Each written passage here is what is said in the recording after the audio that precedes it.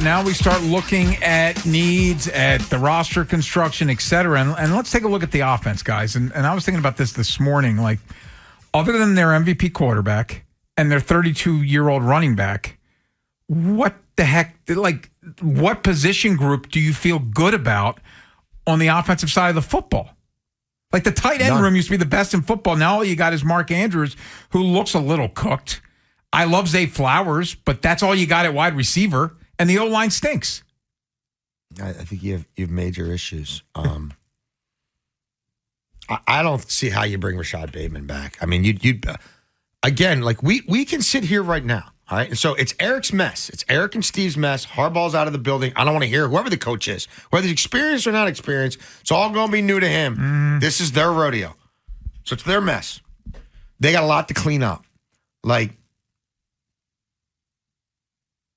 if we see things like running it back with Bateman, and again, I have no reason to think anything's going to change in how they operate as a front office because I just watch them rub Andrew's contract in Likely's face with the season on the line.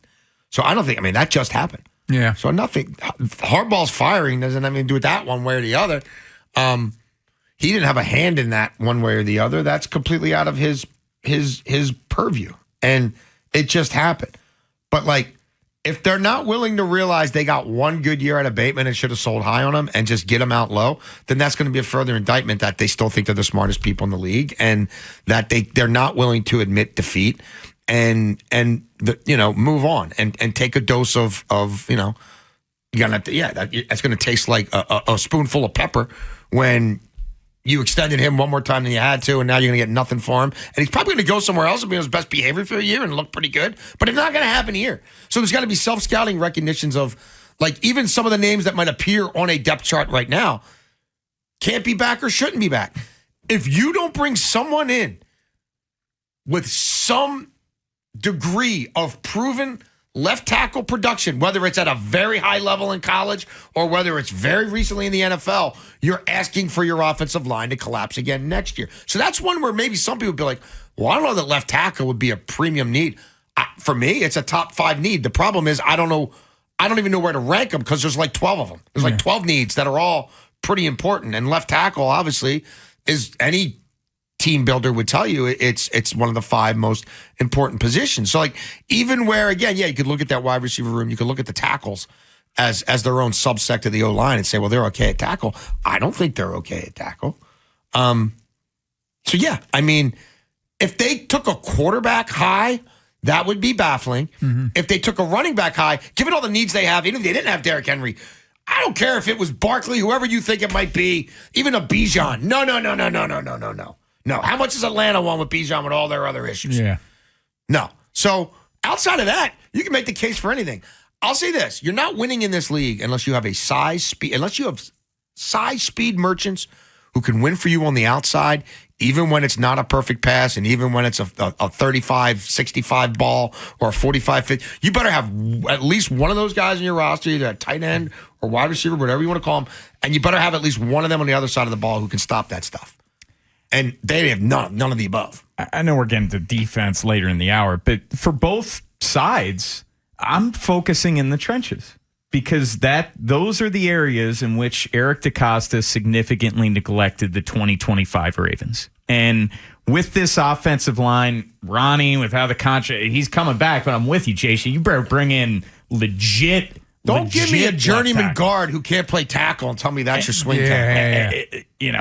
Falele, he's a free agent. He's gone. Linderbaum, he's a free agent. What happens there? Rosengarten, he's coming off a sophomore slump. So you're going to have to significantly invest in this offensive line. And you were dead last in spending there last year. Right now, you're projected at 31st in spending this upcoming year. What we've seen, and you can go back to 2021 as a perfect example, probably when the offensive line was as bad as it was this past year.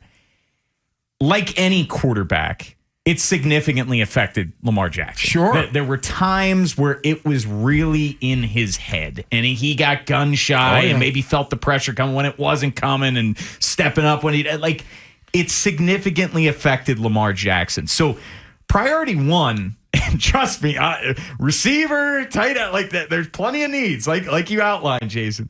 But priority one, you can't neglect the offensive line again.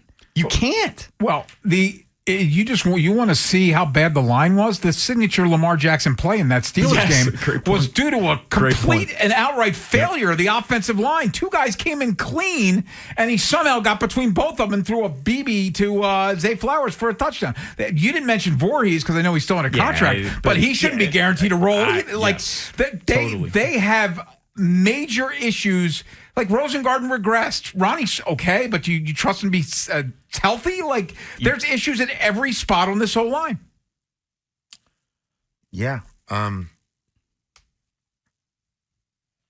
we don't know who the next O-line coach is going to be or what his pedigree is going to be and all of that. Look, the reality with Lamar Jackson is the older he gets, he's going to cost more because of what he's done and because, frankly, they negotiated contracts that put themselves behind the 8 ball at 2026. Did he want to get ahead of it in 2025? No, he told you, I don't need to do this offseason. Have you seen our roster? I'll get back to me next year. Well, we're here, bro. So that compounds the problem. And then what else is going to happen the older he gets? He's going to run less. You got to have a real offensive line. You can't get by with 1.5 offensive linemen who are any good. One guy who could play in the league on most teams, and then a bunch of experiments. Like, it's not. And then when he gets banged up in season, in part because your O-line ain't nearly as good as it needs to be, or you thought it was going to be, then it starts to happen even quicker in real time. So, but it's a hell of a time to need all that. When you also got one guy who can really win for him downfield, and that guy is small, and that guy doesn't win on the outside. And he's great. I love him. Pay him. He's a great player. He fits with the quarterback. They see the game the same way. He's great on scramble drills. You go into the playoffs, but teams only need to take away Lil Zay Flowers. You're not winning in the playoffs. And the only other guy we've ever seen do any winning is leaving. He won on 4th down in Pittsburgh Sunday night. That's Isaiah Likely. He won in the playoff game in Buffalo. He's not coming back. They gave the money to Mark Andrews. So, like, you've got one dude and he's small. Yeah, I mean, if they were interviewing me for this job, I would have, my God, would I have questions? I'd have more questions for them than they'd have for me. Yeah. Do you think it's the best job? It's the best job because these other organizations are doing this every 3 years. Yeah, the other ones are. And you have Lamar Jackson. You got Lamar Jackson. You got great facilities. Dirty little secret. The division sucks. So it's not like, I don't know about going to that division. Like, yeah. I mean, so no, it's the best. It's the best job by far. But that doesn't mean that they're anywhere close to being a Super Bowl contender. On the defensive side of the ball, if we assume that Nnamdi Madubuike ain't playing football again, you've got Kyle Hamilton, and I love Kyle Hamilton. I might be higher on Kyle Hamilton than others, but he can't mask their other issues like Lamar can mask the offensive line issues. If all you got's Kyle Hamilton, you got real problems on the defensive side as far as real dudes. I think the defense is in even worse shape than the offense. I think Travis Jones is a player. But he's not a blue chip guy. He's a nice player. He's a nice player. Yeah. Yeah, I mean, look, if you got his deal done and Nnamdi Madubuike was going to play you feel 13, good about 14 that. Games, then I'd be like, yeah, you still better be drafting some D tackles, but, that's day 2, day 3. You could make the case for any premium defensive position as being a guy they not only just take at 14, but a position they target to try to move up and get somebody specific. Anything really other than safety is there's no there. There's depth guys. There's role players. The D-line it's criminally bereft of talent. It's hard. It's hard to build a defensive line that's short of lacking in any sort of individual game-breaking tendencies. I'm not even talking about a game breaker. Like somebody who has the potential to maybe, no. And even Mike Green, no. Haven't shown it yet. I mean, you can't bank on it. No.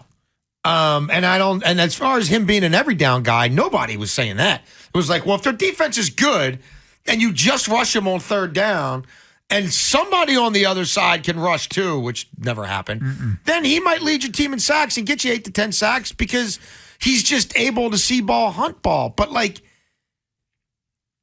Their defense is so bad, it's stunting individual player development. Like, they don't have a boundary corner who, for me, is worth a damn. They don't have a middle linebacker, even though they're paying one like best of breed. They don't have D tackles. They sure as hell don't have edge. They don't even have who's the nickel corner who's any good? I mean, it should be Kyle, Marlon, but I mean, Marlon 30 would have. It's, Marlon needs to go. Like, Yeah, they Marlon we'll should keep not him as play a here safety. again. We'll keep him as a corner. Nah, He no. needs to go. No. Well, So, well, Jason, and you say safety, they're fine. I can't even say that. They have Malachi Starks. That's it. I think Malachi Starks would be a good player. He is, but I'm saying outside of him, but they can't draft another state. Gilman's a free agent. Ardarius is a free agent. Like, they'll be able to bring Ardarius back on the cheap. Sure. Yes, I agree. But I'm saying with how the roster is right now under contract, like that's it. You're going to need to get another safety because you already made that mistake last year. But they waiting a month must and know now. They must know that if we keep building our defenses this way, you could have Ed Reed and Troy Polamalu as your safety package. They're not. The quarterback has that much time. People are wide ass open. They're going to do nothing without a pass rush. We're going to get more into this tomorrow, but the thing that really jumps off the screen when you look at their salary cap commitment, you're talking about nearly $60 million in cap space tied up between Marlon Humphrey and Roquan Smith. 60! Like, that is a glaring issue. It's a joke. And I thought Ben Solak made a great point that we haven't brought up enough on this show. Not only are the pass rushers not getting to the quarterback, but they're horrible against the run. They're like their liabilities. They're smaller, so they're getting killed on the edge in run defense. They got a bunch of situational guys. They got a bunch of sub-package guys, and they try to put them all together and tell you that nobody appreciates pass rush more than we do. I mean, I don't know, dude. Ozzie Newsome didn't build his defenses this way. You could hide behind Ozzie. Like, you could say you're an offshoot of Ozzie. These teams look nothing like Ozzie Newsome Ravens teams.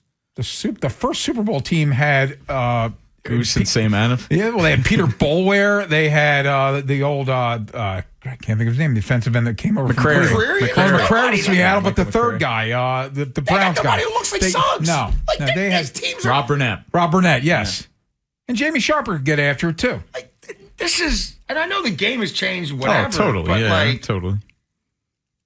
there's no there on defense. And it's funny, people saying Lamar should give back money. Roquan Smith should give back money. No, that guy. Well, anybody should be saying, hey, you paid me 5 times what I'm worth. Well, we've had the conversation, over the years, the EDC barbershop. Marlon Humphrey is set to make over $19 million in cash. $19 million in cash. He's not sniffing that on the open market. He's not sniffing it. No, because he can't play anymore. Like the last time. There's the whole contract part of this, which is suck too. They don't self-scout, and then they do stupid contracts. And when they put poison pills in contracts like Lamar, they sit on their ass for 6 months while the rest of the league does deals and then cost themselves money. Like, that's all part of roster construction and overarching philosophies that, again, had nothing to do with Harbs and will have nothing to do with the new. I don't care who they hire as the head coach. He's not solving that riddle for him.